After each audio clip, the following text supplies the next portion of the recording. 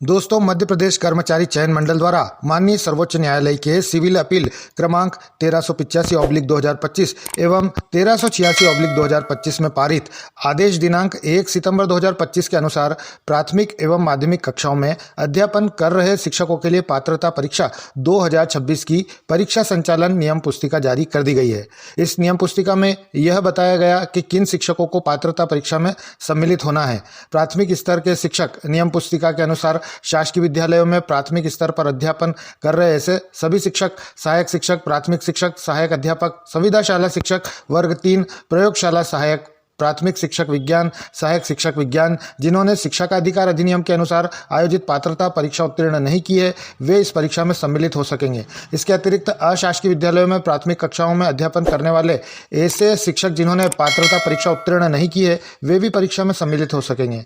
माध्यमिक स्तर के लिए शिक्षक इसी प्रकार माध्यमिक स्तर पर अध्यापन कर रहे शिक्षक, माध्यमिक शिक्षक, अध्यापक और संविदा शाला शिक्षक वर्ग 2 के संबंध में भी नियम पुस्तिका में पात्रता परीक्षा का प्रावधान किया गया है। लेकिन 2005 से 2011 के बीच नियुक्त शिक्षकों का क्या?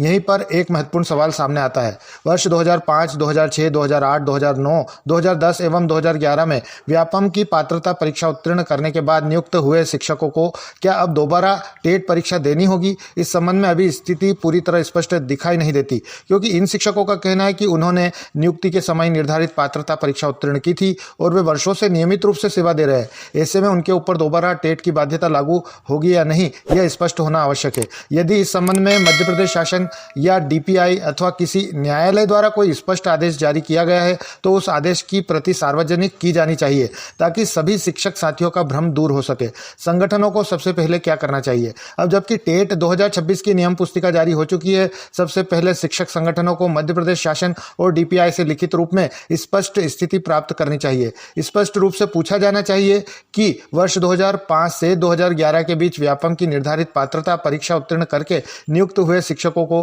क्या टेट 2026 दोबारा देना अनिवार्य है? जब तक शासन, डीपीआई या संबंधित न्यायालय की ओर से स्पष्ट लिखित आदेश सामने नहीं आता, तब तक यह कहना उचित नहीं होगा कि इन सभी शिक्षकों को निश्चित रूप से टेट से छूट है या इन सभी शिक्षकों को टेट देना ही होगा।